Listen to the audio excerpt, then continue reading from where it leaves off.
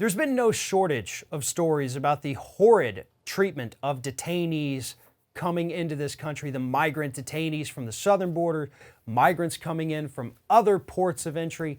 They have been treated horribly over the last decade here in the United States, with things getting much, much worse by the year at this point. But we're also starting to hear reports that some of these private prison companies who are detaining these migrants are abusing these migrants for their labor. And we've heard other stories of abuse, and that is, trust me, absolutely horrendous. But the ones who aren't being physically abused are being abused by the system itself. Joining me now to talk about this is Scott Hardy with Top Class Actions.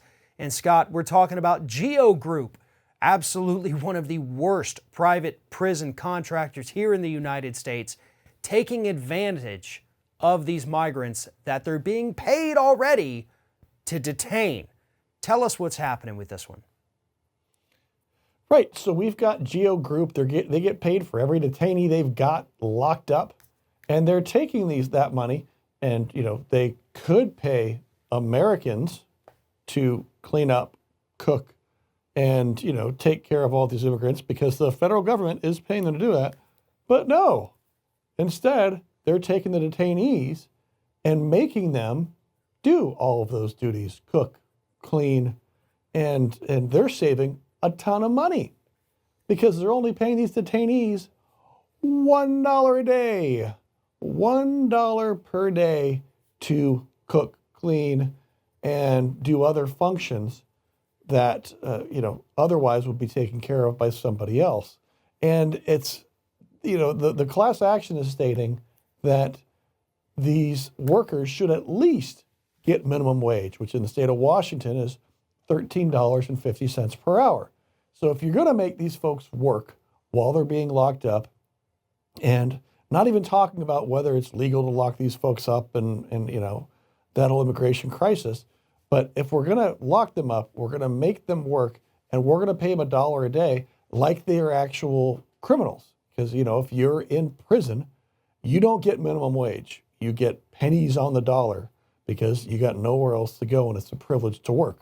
Well, a lot of these immigrants are in that same boat now. They are locked up. They have nowhere to go. They want something to do. And so, they'll take $1 a day just to have something to do rather than sit on a bed. And they came here because they want to work in the first place. Now, GEO Group has said, hey, no, all we can pay is $1 a day. Look at our agreement. Well, the agreement with the federal government says that they have to pay at least $1 per day.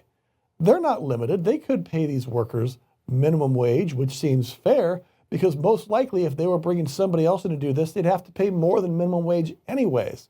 So this class action is just trying to get these immigrants honest, real working compensation for their work they're doing, because GEO Group is for profit. So keep that in mind, everybody, is that they are taking all that extra money and putting it right in the pockets of their shareholders. They're not paying Americans a working wage to do the job. They're trying to get these illegal immigrants to do the jobs that Americans should be doing, and they're only paying them $1 a day for it.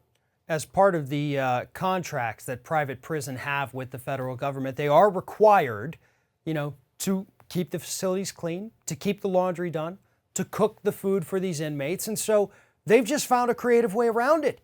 They said, well, instead of paying somebody $13.50 an hour to go and cook or $13.50 an hour to do some laundry, we could just pay these folks $1 a day.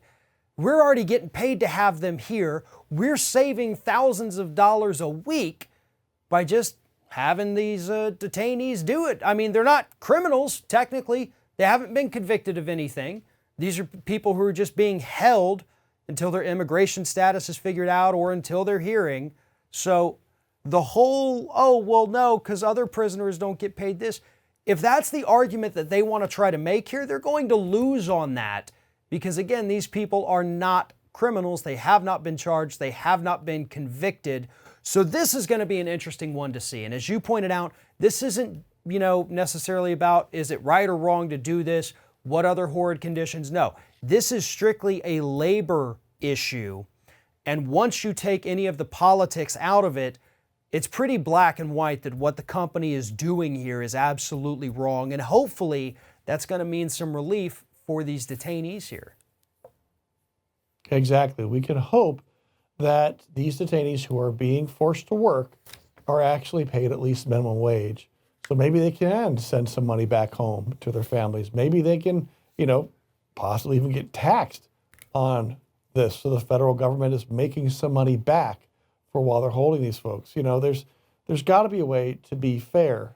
We're forcing these people to sit in a jail cell, not be able to earn any money whatsoever, not be able to help their families.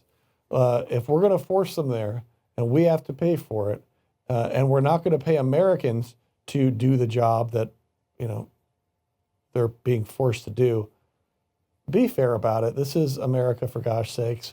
Pay that minimum wage so they're not being used and abused by these private prison groups.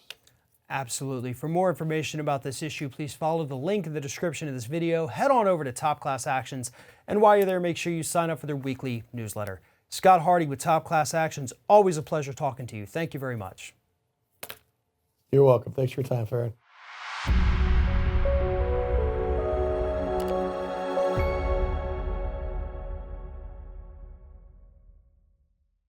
Every year, 1 million hernia surgeries are performed in the United States. Unfortunately, some mesh implants that are used in these surgeries have caused complications, including infection and organ damage that led to surgeries to correct those problems. If this has happened to you, learn more about the hernia mesh lawsuit by going online to hernia.law or call us for a free consultation about your legal rights.